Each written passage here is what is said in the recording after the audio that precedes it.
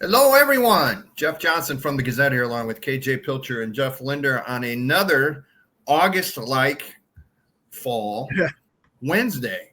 The baseball playoffs are going on, and it sure feels like baseball weather. Pretty crazy. I mean, we've had unbelievable weather the first, what are we in now? Week six, right? So, yeah. 2/3 of the way through the season, the weather's been unbelievable. So Been great.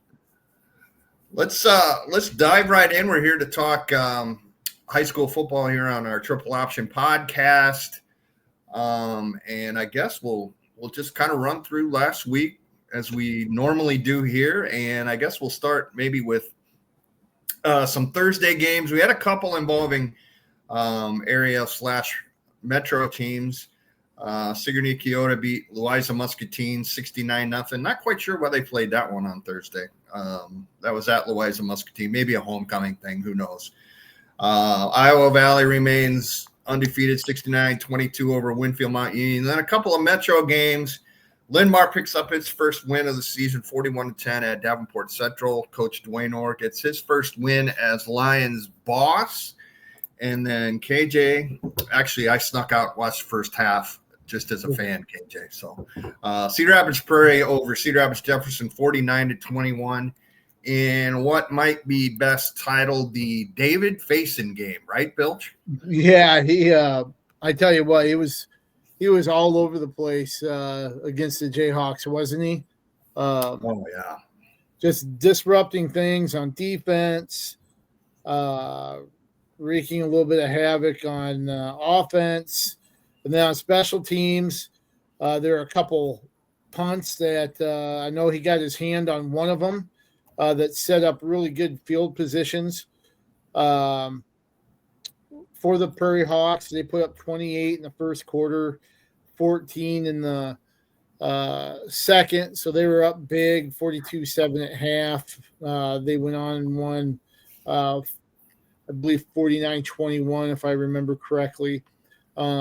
But he didn't have a lot of yards, just about 97 total, right? But it's what he did with those 5 touches on offense. He scored 3 touchdowns. One short pass early on for a score, and then his second receiving. I'm assuming you saw it since you were there, but he got a pass out in the open field, and it was like Mack truck. Remember Maximum Overdrive, the Stephen King movie? Oh yeah. Tell you what, it was a possessed truck running down civilians. It seemed like he ran through a couple tacklers, and then there was one last defender that tried, but it was no match. I tell you what, when he gets out in the open field, he gets ahead of steam. Not very many people are going to be able to bring him down. And he went for I think 47 yards on that touchdown. And then then he rushed for a touchdown, about a 4 or 5 yard TD. So Coach Kyle Knox said he was at dinner earlier in the week, and his son was like, "Hey, why don't you put David in the backfield?" And he goes, "Well, we just happened to be doing that this week." And he goes, "Well, what took you so long?" That's something that Prairie's going to keep kind of moving him around and finding ways to get him the ball. And he's a force on defense, 4 solo tackles, and 3 of them were tackles for loss.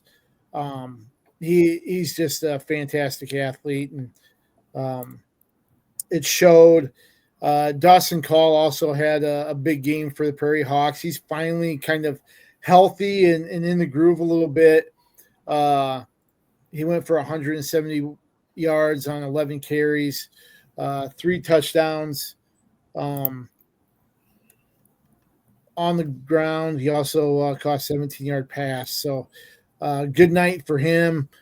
Kale Kongshog threw for over 200 yards. And this was really the game Prairie needed after 2 straight losses and big loss to Waukee Northwest. Yeah, kind of gets them back on track, right, KJ? Yeah, I think so. And I think it showed that the quality of the team that they are, or that Prairie has, and and it shows you how good Waukee Northwest is too. Yeah,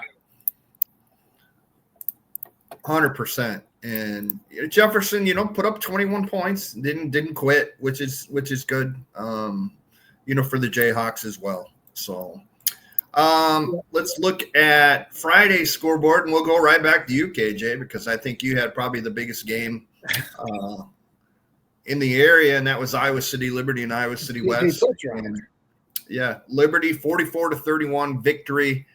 Kind of figured it'd be a high-scoring affair, and it definitely was. But Liberty bounces back from a loss the week before and hands West its first loss this season. What did you see, I guess, from in that game?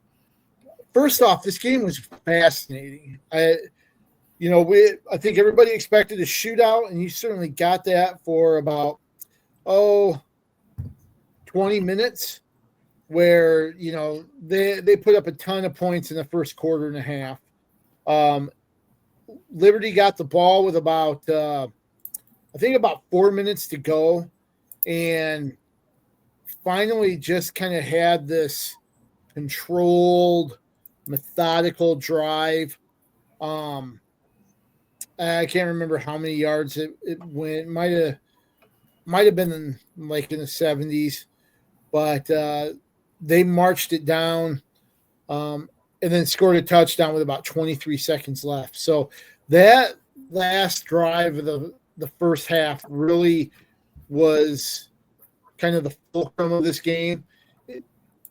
It went from this track meet going back and forth where Reese Wheeler and Ethan Headings had two big pass plays, and it just seemed like teams were scoring at will.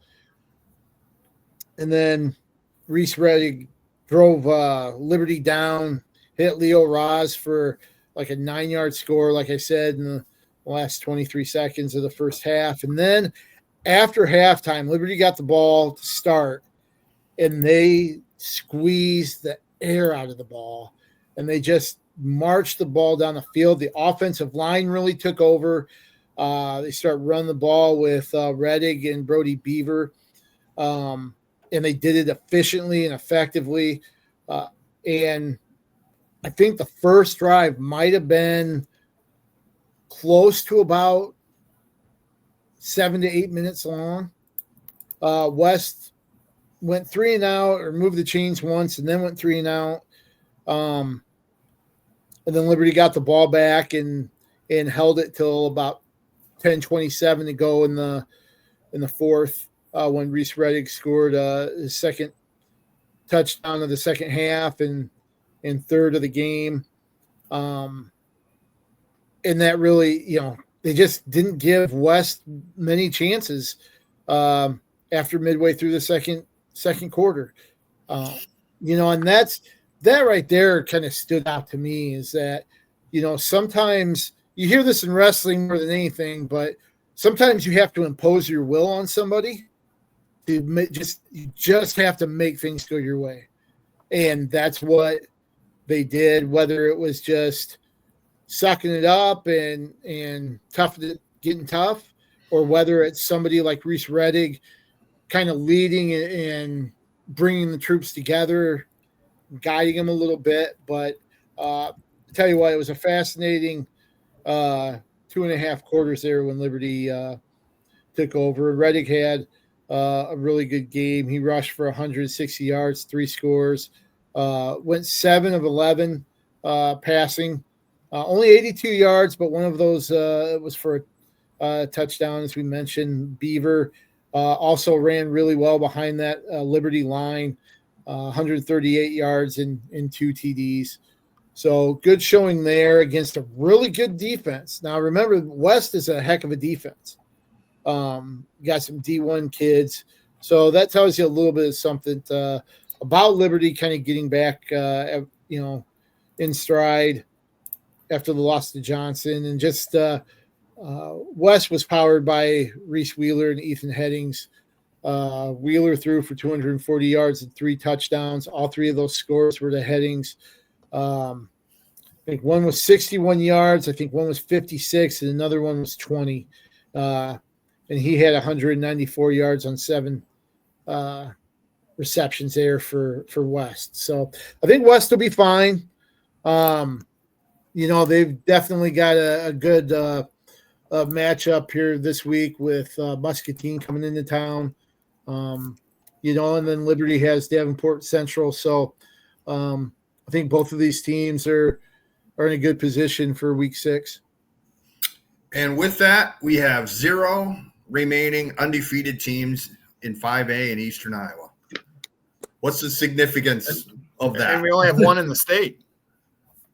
Let me think. Yeah, that's right. Milwaukee Northwest. That's right. What's the significance of that, do you think, Jeff? I think it shows there's some parity. There's some parity in Central Iowa. There's some parity on a little bit different level over here. And a lot of the teams over here are, suffering their losses at the hands of Central Iowa too. But I what are there 2, 4, 6, 9 teams that are 4-1 in 5A? That's a lot. And 4, 6, 8, 10 that are 3-2. So that's 20 teams that are, within 2 games of each other with 4 to go, and 19 that are within 1 game. One of the scores that kind of interested me was Dallas Center Grimes, which I believe is newly 5A this year, beat Waukee 29-28. And I believe Dallas Center Grimes is one of those 4-1 teams, correct? Yeah. Is that a team that, could be reckoned with, another suburban Des Moines school that nobody's really talking about?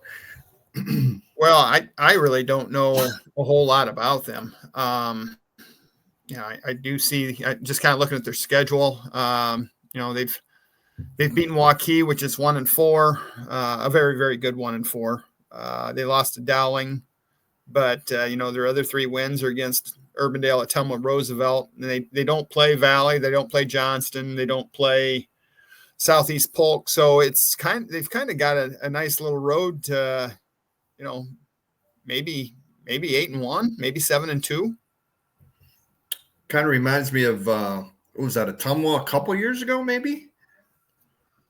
I think their schedule's a little bit better than Ottumwa's was a year or 2 ago. But they missed the playoffs at 7-2, didn't they? Okay. Other scores around the state in 5A. Cedar Falls continues to roll 50. Sorry, Jeff. No, I'm good. Okay, sorry. Other scores around the state: Iowa City High lost to Norwalk 40-19. Cedar Rapids Kennedy with a 49-0 win over Marshalltown. Other scores, I guess, of interest. We wondered about Sioux City East, guys, right? And Sioux City East lost to Ankeny 26-20. I think scored 14 points in the 4th quarter, and I don't know if it had the ball again with a chance to win. But does that validate East a little bit? I think so. If they needed it, they're down 19-0 in that game. I don't know exactly how that comeback transpired, but that was on the road too, wasn't it? Yeah, correct. At Ankeny. That's not a short trip. I think it shows that they're a quality team. Probably a top 10 team, maybe. I don't know. What do you guys think? I was one of the detractors for Iowa City West, and really thought they needed to kind of prove themselves against the better teams. And the fact that they hung right in there, I guess I do kind of buy into them being a team that's right in that on that edge of the top 10, 8, 9, 10 type of team. Let's run to 4A real quick. Just a couple scores of note. Grinnell beats Clear Creek and Amana 28-25. I think that's 3 losses in a row for CCA, if I remember correctly. Pella shut out Marion 48-0. Decorah gets back on the winning track 48-7 over Waterloo East. Cedar Rapids Xavier, no surprise over Cedar Rapids Washington 42-15. And then the one final that not necessarily the winner, but the spread that was surprising. Sergeant Bluff Luton just whacked Fort Dodge 38-0 in a battle of top 10 teams. So I think Fort Dodge fall all the way out of our rankings this week. Yeah. Yep. So that very, very interesting there. Let's run to 3A real quick. Benton Community 41-7 over Charles City. Huge win for Williamsburg, 17-14 over previously unbeaten Des Moines Christian. And that kind of sets up Williamsburg, if it can win this week against Nevada, to kind of take that district, right? Yeah. If they would get by Nevada, I'd say they've absolutely got the inside track to win it. And, if win or lose, I think they're in good shape to make the playoffs now. And we talked in previous, episodes here that just a brutal schedule, unbelievable schedule that Williamsburg's played so far. And, heck, it's paying off, I guess, so far early here in district play. So other scores, we had Solon all over Fairfield, 77-0. West Delaware with a win, 48-18 over Iowa Falls Alden. And then I guess Mount Vernon with a win, 50-0 over Maquoketa. Dubuque Waller over Center Point Urbana, 45-6. And I guess we'll talk a little bit about the game I was at. Clear Lake 43, Independence nothing at Independence. Did not expect that. I thought it was going to be a close game. Both teams came in undefeated and ranked in the top 5. But, boy, I tell you what, guys, Clear Lake certainly showed why it's number 1. Athletes all over the field, very quick defensively as well. Talk to their coach, Aaron Stensland. He kind of mentioned, if I have my druthers, I want quickness, maybe over, huge size on defense, because that means we can get 11 guys, 11 halves to the ball. And there's no question that Clear Lake did that. Independence had about 40 yards total. Really took control up front. And then there was, scored, I think, on the first possession. Independence had a block punt against it in there. And it just, it went awry really quickly, and Clear Lake didn't let up. So pretty good football team there and up there in the Mason City area. We'll run to 2A. Jeff, I'm going to have you talk about West Branch and Alburnett, 20-17 Alburnett. I'm surprised by how good this Alburnett team's been, but you've seen them a couple times now, right? Yeah. KJ, have you seen them as well? Yeah. Yep. Speak on the Pirates. Something pretty darn good going on. I'm really impressed with their defense. Gave up 144 yards to West Branch, forced 4 turnovers. A really big moment there when they're up 13-7. They got a stop down by the goal line, and then Lake and Caves got loose. He didn't play a lot because he's got some ankle issues, but he did get loose for an 87-yard touchdown run. So that's, basically a 14-point swing. They're up 20-7 at that point, and they hold on to beat West Branch 20-17. And now they've got an undefeated Bellevue team coming to town. And, I guess I'd say that's probably the district championship game at this point, unless, if Bellevue would win that game, they still have to play West Branch. So that might be kind of a 3-way tie kind of thing. But Alburnett absolutely can put themselves in the driver's seat. KJ, you want to talk on Alburnett a little bit since you've seen them? I just want to make a joke that I have ankle issues and I can't get out of the recliner. Lake Caves has ankle issues and he's breaking 87-yard touchdown runs. That says a lot about Lake and Caves. But I mean, we've seen them compete, not just in football, but in other sports. But man, he's an incredible athlete. But I saw him against Regina. That was probably one of their toughest outings. But tough is that's the characteristic that I thought. I mean, maybe I'm not sure, Linder, if you saw that or agreed, but they were physical and they were tough and they're athletic. They're all of those things. Yeah, and that's not something that you normally kind of get in a whole package with a team. Usually you kind of have to pick and choose and figure out where you kind of slot in, whether it's being athletic or being tough or somewhere in between. But they, they've got all those components, and Regina's just a really good team. Albernette's going to cause a lot of teams in 2A fits. Yeah, especially if Caves can get back to 100%. A little trivia fact: Lake and Caves, son of a former Gazette Athlete of the Year. You remember Christy Johnson from Albernette? J.J.? Yes, absolutely. That her? That's his mom. Wow. Yeah. So I think it was 1997, give or take a year. Wow, I did not realize that. Yeah, I think you wrote the story on her, didn't you? I don't remember that at all, but I can't remember what happened yesterday. So okay. And I remember, that's a family of athletes, right? Older brother Hunter was an outstanding multi-sport athlete, led Albernette to the state championship basketball game when he was maybe even a sophomore or a junior. Isn't there a sister that was a really good athlete, softball player, right? Yeah. Softball, I think good track kid. All right. Well, now we know why they're bar set pretty high in that household. I guess we can run through some of the other 2A scores of note. Anamosa 24-7 over Tipton. Mid Prairie, a high scoring affair, 56-35 over West Liberty. Bellevue, as Jeff mentioned, remains undefeated, 48-14 over Monticello. LaPorte City Union, guys, is somebody that we haven't really talked about. Actually, I guess that's a 1A school. We'll talk about them in a second. Sorry about that. Rolling Story Edges, Vinton Schultzberg 21-14 walk on over North Red Valley 50-31.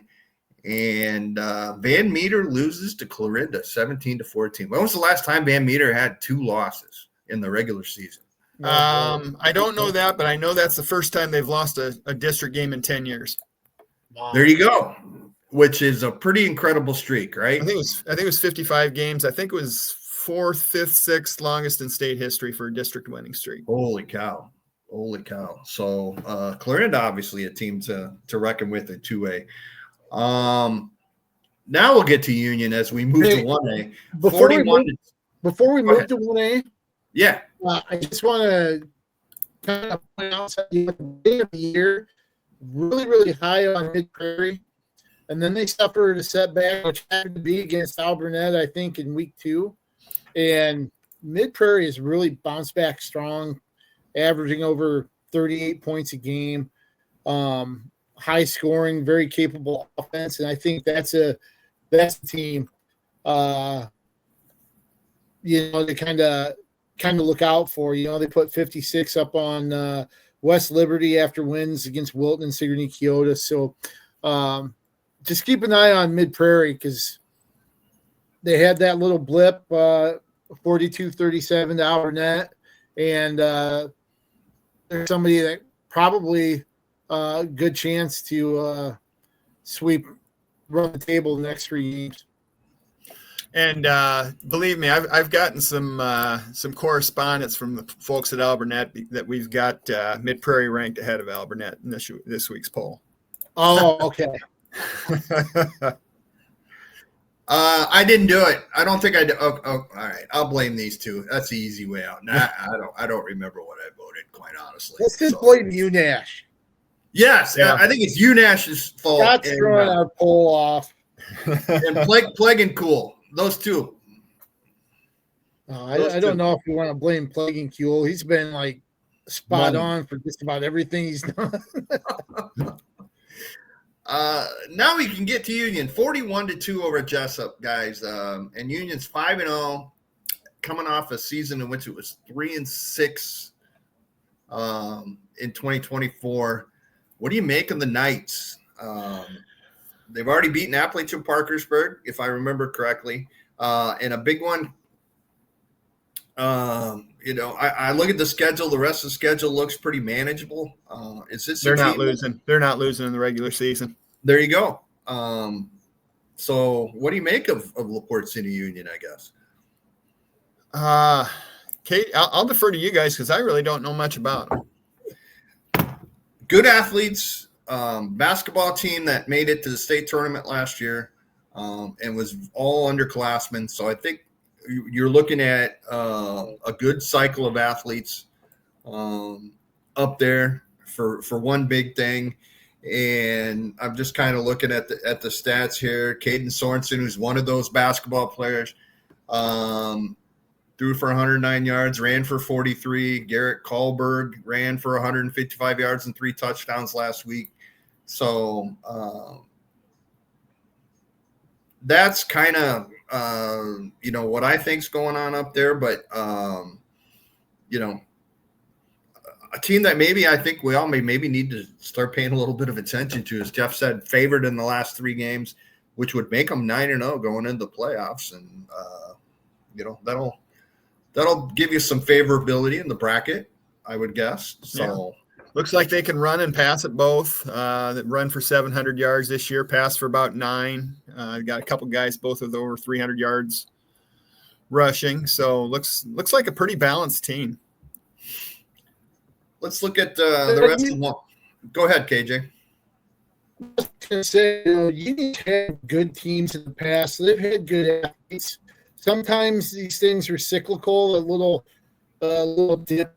I've seen it with other programs. Maybe it's just kind of riding of the ship a little bit. Guys kind of coming of age, moving from inexperienced freshmen to experienced juniors. Maybe it's just one of those kind of spikes in the graph. It's finally on uptick. When the year they won a state championship, was that in 3A? Yes. That was a good team. I'm trying to remember the running back, Burnside. Burnside. And the quarterback that ended up. They have a Shield kid. Yeah, Jay Shield. Yep. The only bad part about it, I guess, about it for them is they're in 1A, which I think is loaded, especially at the top. Yeah. Do you want to play a quarterfinal game against Grundy, or do you want to play against Regina? Exactly, right? So let's run down to Class A. The big game that we talked about last week, Wapsie Valley beats Maquoketa Valley 27-16 to remain unbeaten. South Winneshiek over Clayton Ridge 2017. Starmont beats Postville 63-0. Northland remains undefeated 49-14, and should be heavily favored, I believe, this week in a game. I can't remember who the Lynx are playing, but Jared Collum doing a great job up there with them. I'd like to see them play, actually, and hopefully we can do that here in a couple of weeks or so. But yeah, Northland winning in something, imagine that, right? So that never happens. Yeah, ever, in either boys or girls sports. So let's go to 8-player real quick. Edco remains undefeated 54-0 over Central City. Easton Valley remains undefeated 54-8 over HLV Tri-County. Squawky Settlement did play after forfeiting the week before, lost to North Tama 48-6. I believe I heard they have 10 kids.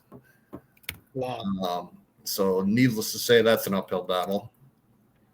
And the rest of the Class A, as we look at the top 10, that's pretty much played out chalk all season with our top 10, if I remember correctly.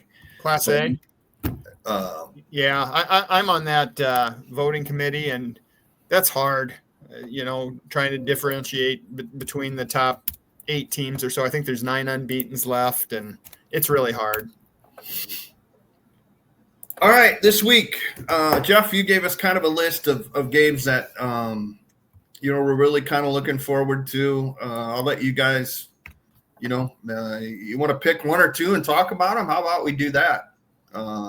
That would be fine. We'll just I think probably what's the best game Metro Iowa City wise? It's probably Dowling Kennedy on paper. I think Kennedy's going to have its hands full with that.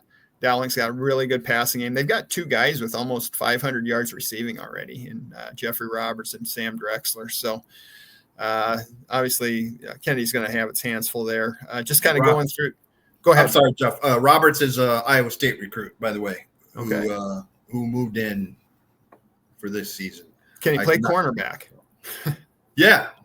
So he's a future Cyclone. So anyway, go ahead. Just kind of around the area, Edco and Easton Valley. They'll play at Preston. Couple teams 5-0, ranked 6th and 7th in 8-player.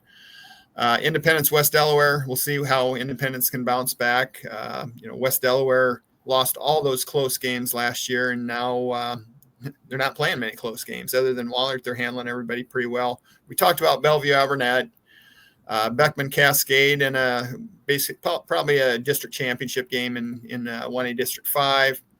Benton Community has the privilege to go to Clear Lake this week.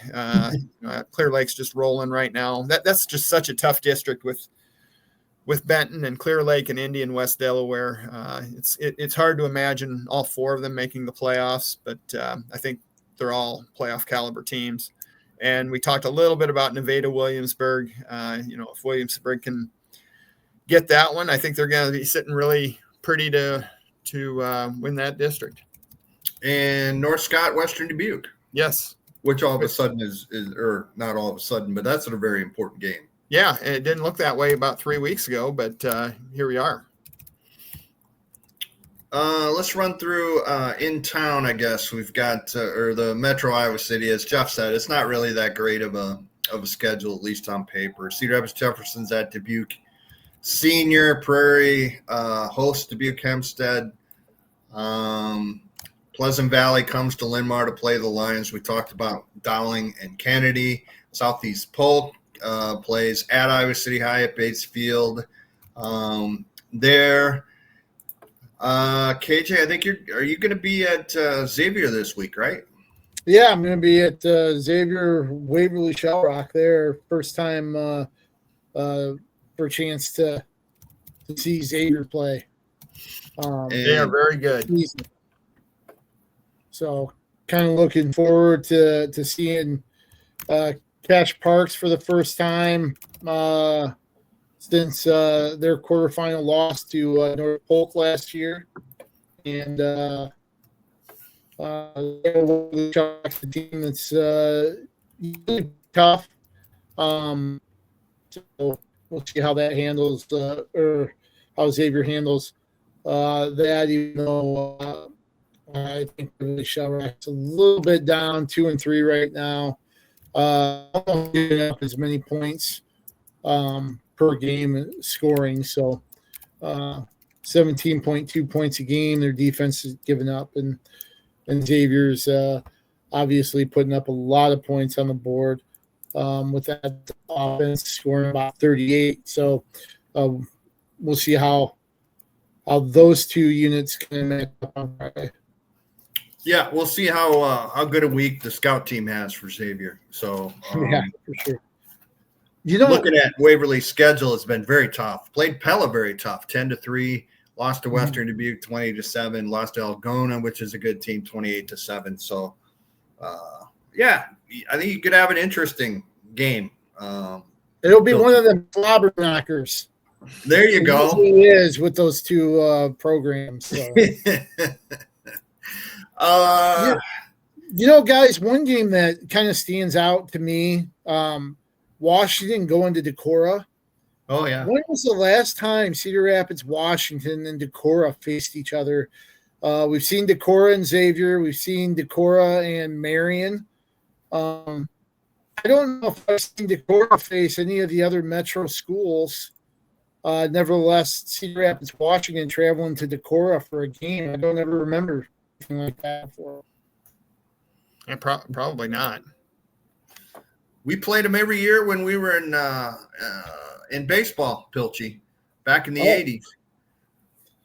Back way with, back in the Coco and Pinky. Yeah.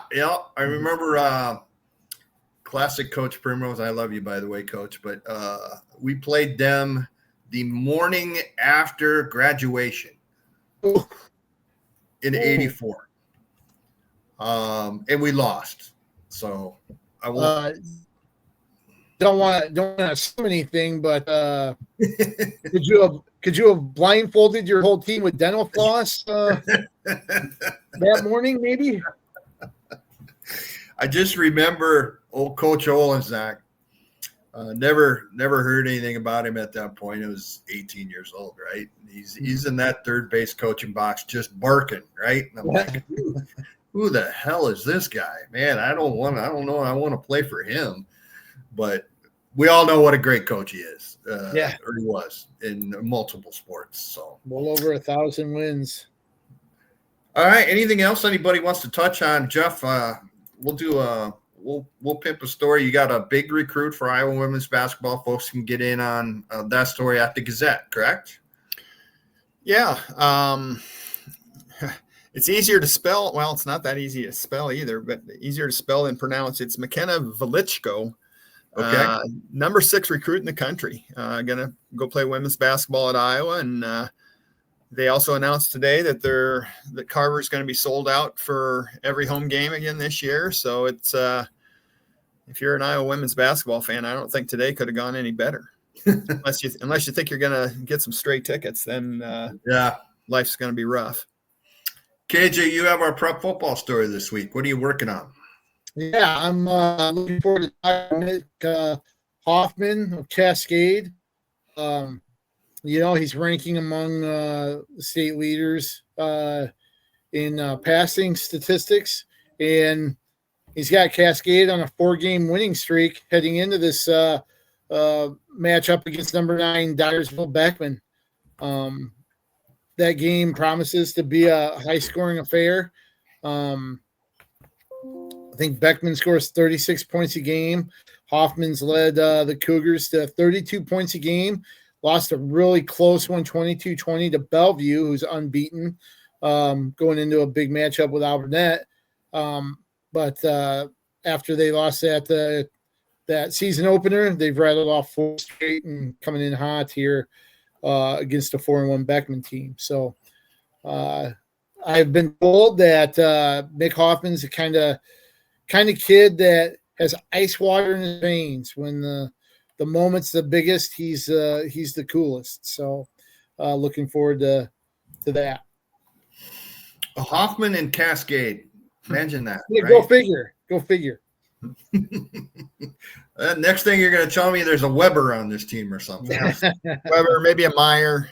Yeah, exactly. So, and I will advertise that we're doing, or that I went over and talked to Cedar Rapids Rough Riders hockey coach Mark Carlson, who needs 1 win this weekend or anytime. The club hosts Lincoln twice, Friday night, Saturday night, 7:05, both nights. 1 win gives him the United States Hockey League record for most career coaching victories in the regular season. So had a nice long talk with Coach. He's been here since the inception of the franchise in 1999-2000. So, yeah, read all this stuff at the Gazette, www.thegazette.com. We'll have all that. Running scoreboard this week. KJ, you will be at Xavier. Jeff, where are you going to be? I'll be at Manchester, West Delaware, and Indy. I will be at Kingston Stadium for Kennedy and Dowling, and hopefully getting over to the ice arena if the Rough Riders win and Coach gets that record. I think that'll about do it for this week. Enjoy this weather one more time, folks. Not sure what. The first state rankings are out for 2A, 1A, There we go. And those are used for playoff purposes, correct? Right. Okay. As far as who hosts and who in seedings and stuff like that, it doesn't do anything as far as who qualifies. I did a little math and put the 5A RPIs together. The state will do that starting next week, so I won't. But that's on the web. If somebody wants to look at it, that's fine. All right, that's at JT Linder, at KJ Pilcher on X, at JEJE66. Guys, enjoy. Go ahead. One quick thing. This is not high school related, but I think it's worth kind of mentioning. Cornell just announced that they are adding women's flag football to their list of sports in the spring of 2027. So in the spring. In the spring of 2027, women's flag football will be a varsity sport here at the college level. So that's something that interesting to see what the field specs are for that. Is that they play 80-yard fields? That's a good question. I have no clue. I mean, this is something I've heard that there was gaining interest in pockets. I think it's more of a regional thing because I haven't seen much of it in Iowa right now, but I don't know enough about things like you mentioned the logistics of it, but it just kind of piqued my interest to see that announcement. Absolutely, 100%. Guys, thank you for your time, folks. Thank you for listening to us, watching us with this ugly face. Hopefully, listening, not watching. Thanks for joining us in another edition of the Triple Option Podcast. And as always, we'll let KJ lead us out. Keep your head on a swivel.